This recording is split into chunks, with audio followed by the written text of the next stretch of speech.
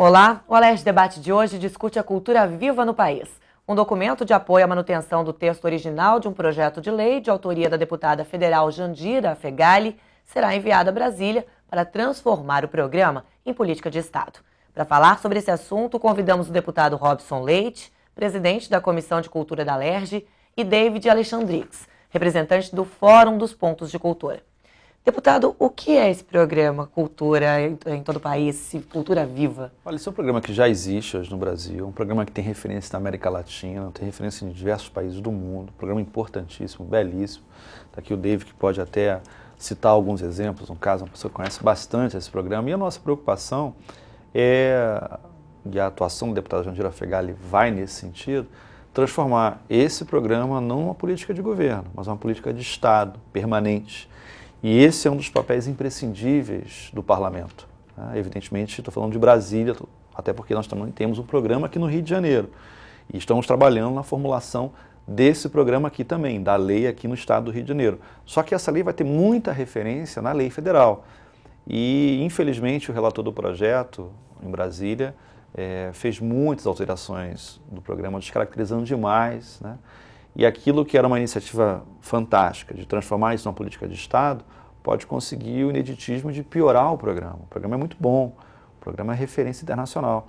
E essa preocupação da Comissão de Cultura aqui do Rio de Janeiro visa fortalecer com que o papel da deputada Jandira Fegali, fazendo um voto em separado na Comissão de Constituição e Justiça, permaneça o programa de maneira original, ou seja, que não tenha essa descaracterização que está sofrendo hoje. Isso nós identificamos na última audiência pública que tivemos aqui no Rio de Janeiro. Esse programa tem uma característica, eu considero inclusive que ele é um segundo passo em termos de emancipação das pessoas. Veja, um programa que incentiva a cultura em diversos lugares no Brasil, fazendo com que as pessoas, além da militância na área de cultura, além da construção na área de cultura, tenham a possibilidade de construção de trabalho, emprego e renda, vivendo da cultura. Algo belíssimo, resgatando tradições, resgatando histórias do nosso povo, do povo brasileiro, raízes africanas, enfim, do Nordeste. É um programa que dialoga muito com essas comunidades, em especial algumas comunidades, inclusive, com problemas de carência mesmo financeira. Você tem um programa que dá essa emancipação, que dá essa construção e que, mais do que isso, dá um protagonismo até político, para que aquele grupo, aquele movimento possa fazer da sua construção cultural a sua vida, o elemento de diálogo com a sua história.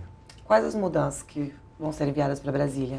Olha, na verdade a gente não está enviando mudanças, nós estamos pedindo para que haja uma sensibilidade do relator para que retome ao projeto original. Retorne aquilo que era o diálogo, uma vez que o projeto foi colocado até para consulta pública, né, no portal da Câmara Federal. Foi uma iniciativa interessante do relator, mas o relator não ouviu a deputada Jandira Fegali, que é a presidente nacional da Frente Parlamentar em Defesa da Cultura, que é uma das grandes entusiastas desse programa, e evidentemente que o próprio nome do programa foi modificado. E esse nome tem identidade na Colômbia, Venezuela, na América Latina inteira. Então o que a gente precisa, na verdade, é resgatar o projeto original. As modificações foram muito ruins, a gente não entendeu o porquê dessas modificações. E tentar fazer com que essa volta tenha vamos dizer assim, um mecanismo legislativo lá em Brasília, né? As comissões têm muito poder em Brasília, diferente aqui da casa. É uma construção diferente regimentalmente falando. Então uma comissão tem possibilidade de aprovar um projeto, sem levar a plenário. E se não houver esse voto em separado, se não houver essa modificação, essa indicação, a gente corre o risco de ter uma derrota política para a área de cultura no Brasil imensa. David, qual a importância desse programa para o cidadão? Olha só, o programa Cultura Viva, ele é exatamente para mostrar que todo mundo faz cultura. Então ele é um programa para o cidadão. Ele está suportado num tripé que é autonomia, protagonismo e empoderamento. E ele conseguiu trazer para a centralidade da agenda de política pública na área de cultura uma grande quantidade de atores que estavam na periferia, que estavam nas bordas da cultura no Brasil. Então ele traz para a centralidade, ele teve essa grande importância. E quando ele faz isso, ele está efetivamente favorecendo ao cidadão. Essa que é a ideia. É uma coisa que é importante, assim, Graciela, que a gente tem, até na nossa atuação do mandato da comissão, o parlamentar tem que ter a sensibilidade política de conseguir trazer com que esses movimentos tenham voz e vez na iniciativa, nas iniciativas aqui dentro dessa casa. Não foi à toa que a nossa Comissão de Cultura reuniu quase 3.000 pessoas, né, mais de 2.600 pessoas, em audiências públicas. Com que objetivo? De fazer com que essa experiência, essas iniciativas venham e se tornem, vamos dizer assim, o elemento de condução dessa casa legislativa, né? Nós fizemos isso na Comissão de Cultura. E evidentemente que isso dá um viés de intervenção na construção de política pública aqui no estado do Rio de Janeiro. Eu ouso dizer que o Cultura Viva no Rio de Janeiro passou a ser tema de debate muito em função do trabalho da Comissão de Cultura. E pessoas como o Dave, pessoas como tantos outros militantes que atuam nessa área, que atuam no ambiente da cultura do Rio de Janeiro, dão a pauta da construção política do que a gente acredita. E o Poder Executivo, isso é um pouco do orçamento participativo também, né, mas de uma maneira um pouco diferente, mas o Poder Executivo precisa, evidentemente, ouvir essa consulta, ouvir esse clamor e fazer a construção política, evidentemente dependendo do parlamento, mas fazer a sua construção política e não o encontro desse desejo. Isso a gente faz muito aqui na Comissão de Cultura. Por que eu estou dizendo isso? Porque a iniciativa do Cultura Viva, ela por si só tem essa característica do empoderamento, tem a característica do protagonismo daquele produtor cultural que foi esquecido ao longo de décadas aqui no Rio de Janeiro e no Brasil, né? E vê nesse programa a possibilidade da sua emancipação. É um pouco de Paulo Freire, né? Resgatar, está aqui o Teatro do Oprimido, que foi criado por Augusto Boal com essa filosofia, e hoje é um ponto de cultura, que dá esse protagonismo político, ou seja, a pessoa faz da sua manifestação cultural, do teatro, por exemplo, um elemento onde ele pode sobreviver, um elemento onde ele pode fazer política, do bom sentido, ou seja, conscientizar aquelas pessoas da necessidade da sua organização e fortalecimento de movimentos sociais também. Eu acho que essa é uma característica muito interessante do programa Cultura Viva e vai ao encontro do desejo da nossa comissão, né? David, quais as formas de atuação do programa Cultura Viva no Rio de Janeiro? Olha só, o programa Cultura Viva, ele é nacional. E, como tal, ele não tem grande diferença. A grande característica desse programa é, como dizia o ministro Gilberto Gil, à época que trouxe esse programa, que era uma forma de desesconder o Brasil. Então, o programa no Rio desesconde tudo que era feito de cultura que não aparecia. Agora, eu acho que o que é importante a gente frisar nesse momento é que, com toda a qualidade do programa, ele está sempre sob risco do governante de plantão.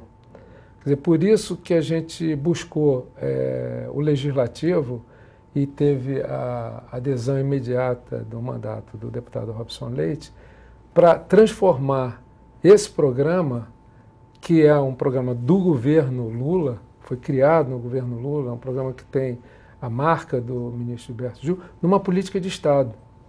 Porque hoje esse programa ele já tem um avanço muito grande nos estados brasileiros.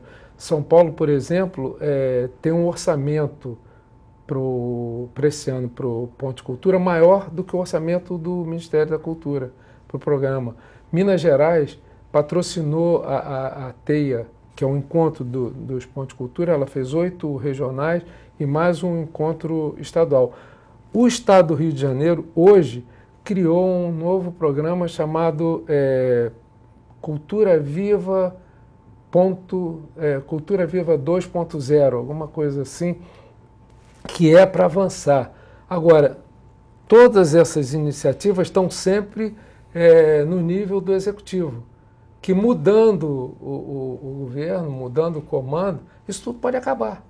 Se a gente consegue que o deputado traga uma lei do Cultura Viva no estado do Rio de Janeiro, a gente garante esse projeto. E essa é uma iniciativa pioneira no Brasil, que hoje já, não sei se o deputado sabe, já está sendo copiada na Bahia, no estado da Bahia, sabendo que o Rio de Janeiro estava criando a Lei Cultura Viva estadual, eles já começam a se movimentar para fazer um PL de cultura viva também lá no estado da Bahia. Ou seja, já está gerando repercussão, já está sendo replicada essa iniciativa do Legislativo aqui do estado do Rio de Janeiro, e acredito que isso possa se expandir para o Brasil inteiro. O que é muito bom, porque as boas iniciativas têm que ser copiadas. A Bahia está fazendo isso, né, seguindo os passos aqui do Rio de Janeiro.